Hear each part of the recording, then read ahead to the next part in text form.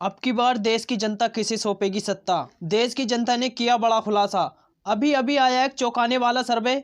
क्या देश से होगा इंडिया का सोपड़ा साफ? क्या देश में बन पाएगी इंडिया की सरकार? नमस्कार और आप देख रहे हैं पॉलिटिकल हिंदी न्यूज। लोकसभा चुनाव ओपिनियन पोल 2024 में आप सभी का हार्दिक स्वागत है। अभी अभी जनता के बीच से यह जो सर्वे सामने निकल कर आया है, इस सर्वे में जनता से सवाल किया गया, अब की बार यानी 2024 में कौन होगा प्रधानमंत्री। क्या अब की बार देश के प्रधानमंत्री तीसरी बार बन पाएंगे नरेंद्र मोदी, या राहुल गांधी का प्रधानमंत्री बनने का सपना होगा साकार? इन सभी प्रश्नों का जवाब वीडियो के अंत तक मिल जाएगा। वीडियो के अंत तक जरूर बने रहें। और आज हम देखेंगे किस राज्य में किसको कितनी सीटें मिलने का अनुमान है और देश में कौन अपनी सरकार बनाने जा रहा है। इन सबसे पहले मैं आपको थोड़े थोड़े मोटे आंकड़े बता देता हूँ कि देश में कुल लोकसभा की 543 सीटें हैं और किसी भी पार्टी को पूर्ण बहुमत की सरकार बनाने के लिए 272 सीटें जीतने की आवश्यकता होती है। जिस पार्टी के पास 272 या उससे अधिक सीटें होंगी, वही पार्टी देश में अपनी सरकार बनाएगी। आप अपनी राय कमेंट बॉक्स में लिखकर हमें बता सकते हैं कि आप अब की बार देश में किसकी सरकार देखना चाहते हैं,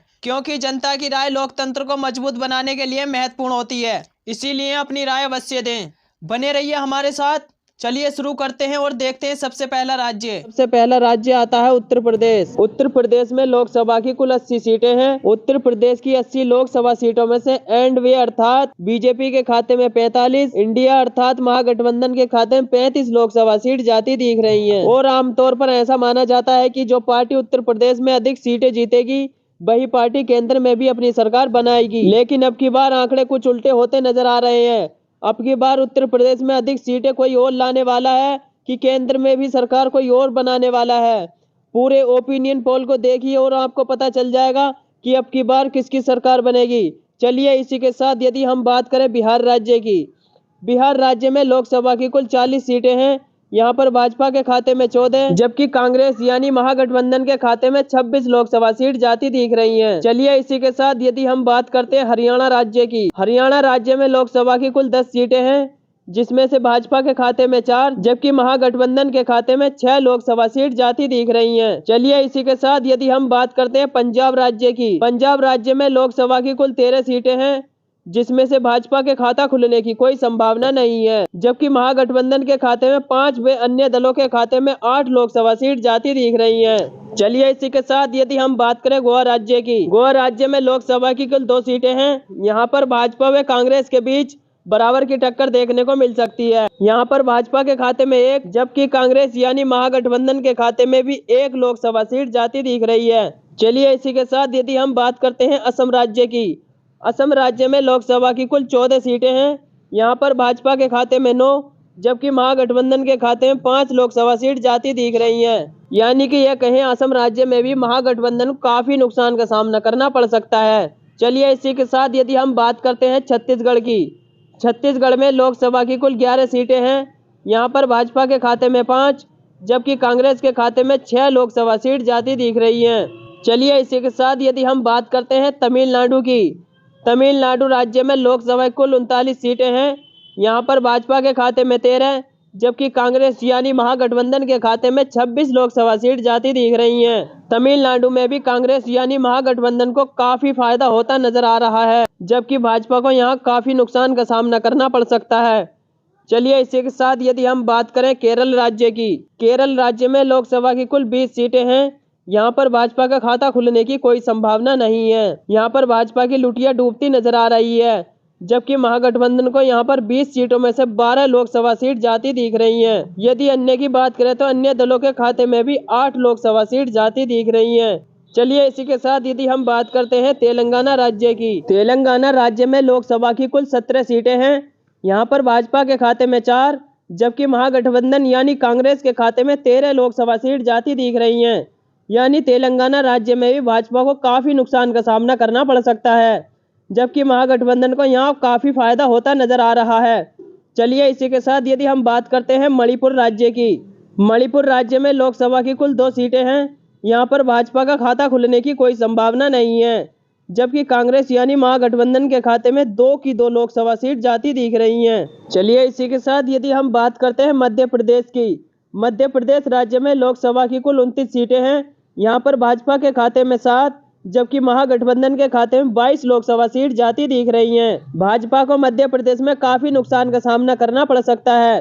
जबकि महागठबंधन को यहाँ काफी फायदा होता नजर आ रहा है। चलिए इसी के साथ यदि हम बात करते हैं त्रिपुरा राज्य की, त्रिपुरा राज्य में लोकसभा की कुल 2 सीटें हैं।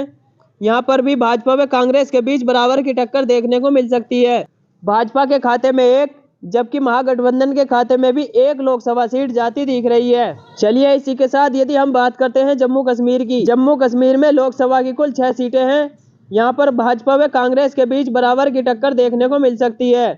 यहाँ पर भाजपा के खाते में 3 जबकि महागठबंधन के खाते में भी 3 लोकसभा सीट जाती दिख रही हैं। चलिए इसी के साथ यदि हम बात करें मेघालय राज्य की, मेघालय राज्य में लोकसभा की कुल 2 सीटें हैं। यहाँ पर भाजपा के खाता खुलने की कोई संभावना नहीं है। जब मेघालय राज्य की 2 लोकसभा सीट महागठबंधन के खाते में जाती दिखाई दे रही है। मेघालय राज्य में भी भाजपा को लुटिया डूबती नजर आ रही है। चलिए इसी के साथ यदि हम बात करते हैं अरुणाचल प्रदेश की, अरुणाचल प्रदेश राज्य में लोकसभा की कुल 2 सीटें हैं। यहाँ पर भाजपा व महागठबंधन के बीच बराबर की टक्कर देखने को मिल सकती है। अरुणाचल प्रदेश की 2 लोकसभा सीटों में से भाजपा व कांग्रेस के बीच 1 लोकसभा सीट जाती दिख रही है। चलिए इसी के साथ यदि हम बात करें झारखंड की, झारखंड राज्य में लोकसभा की कुल 14 सीटें हैं। यहाँ पर भी भाजपा व कांग्रेस के बीच बराबर की टक्कर देखने को मिल सकती है। झारखंड की 14 लोकसभा सीटों में से भाजपा के खाते में 7 जबकि महागठबंधन के खाते में भी 7 लोकसभा सीट जाती दिख रही है। चलिए इसी के साथ यदि हम बात करते हैं राजस्थान राज्य की, राजस्थान राज्य में लोकसभा की कुल 25 सीटें हैं। यहाँ पर भाजपा के खाते में 17 जबकि महागठबंधन के खाते में 8 लोकसभा सीट जाती दिख रही हैं। राजस्थान राज्य में भाजपा को काफी फायदा हो सकता है जबकि महागठबंधन को यहाँ नुकसान का सामना करना पड़ सकता है। चलिए इसी के साथ यदि हम बात करते हैं गुजरात राज्य की, वैसे तो गुजरात राज्य को भाजपा का गढ़ माना जाता है, लेकिन आप ओपिनियन पोल को देखिए और आपको पता चल जाएगा। गुजरात राज्य में लोकसभा की कुल 26 सीटें हैं। यहाँ पर भाजपा के खाते में 18 जबकि महागठबंधन के खाते में 8 लोकसभा सीट जाती दिख रही हैं। यहाँ पर भाजपा को काफी फायदा होता नजर आ रहा है। चलिए इसी के साथ यदि हम बात करते हैं दिल्ली की, दिल्ली राज्य में लोकसभा की कुल 7 सीटें हैं। यहाँ पर भाजपा के खाते में 3 जबकि कांग्रेस यानी महागठबंधन के खाते में 4 लोकसभा सीट जाती दिख रही हैं। यदि हम बात करें हिमाचल प्रदेश की, हिमाचल प्रदेश राज्य में लोकसभा की कुल 4 सीटें हैं। यहाँ पर भाजपा व कांग्रेस के बीच बराबर की टक्कर देखने को मिल सकती है। हिमाचल प्रदेश की 4 लोकसभा सीटों में से भाजपा के खाते में 2 जबकि महागठबंधन के खाते में भी 2 लोकसभा सीट जाती दिख रही हैं। चलिए इसी के साथ यदि हम बात करें उड़ीसा राज्य की, उड़ीसा राज्य में लोकसभा की कुल 21 सीटें हैं। यहाँ पर भाजपा के खाते में 2 जबकि महागठबंधन के खाते में 3 लोकसभा सीट जाती दिख रही हैं। यदि वही बात करें हम अन्य दलों की, अन्य दलों के खाते में 16 लोकसभा सीट जाती दिख रही हैं। चलिए इसी के साथ यदि हम बात करते हैं पश्चिम बंगाल की, पश्चिम बंगाल राज्य में लोकसभा की कुल 42 सीटें हैं। यहाँ पर भाजपा के खाते में 8 जबकि महागठबंधन के खाते में 34 लोकसभा सीट जाती दिख रही है। चलिए इसी के साथ यदि हम बात करते हैं महाराष्ट्र राज्य की, महाराष्ट्र राज्य में लोकसभा की कुल 48 सीटें हैं। यहाँ पर भाजपा के खाते में 16 जबकि महागठबंधन के खाते में 32 लोकसभा सीट जाती दिख रही हैं। यानी कि महाराष्ट्र राज्य में भी महागठबंधन को काफी फायदा होता नजर आ रहा है। इसी के साथ यदि हम बात करें केंद्र शासित प्रदेशों की, केंद्र शासित प्रदेशों में लोकसभा की कुल 7 सीटें हैं।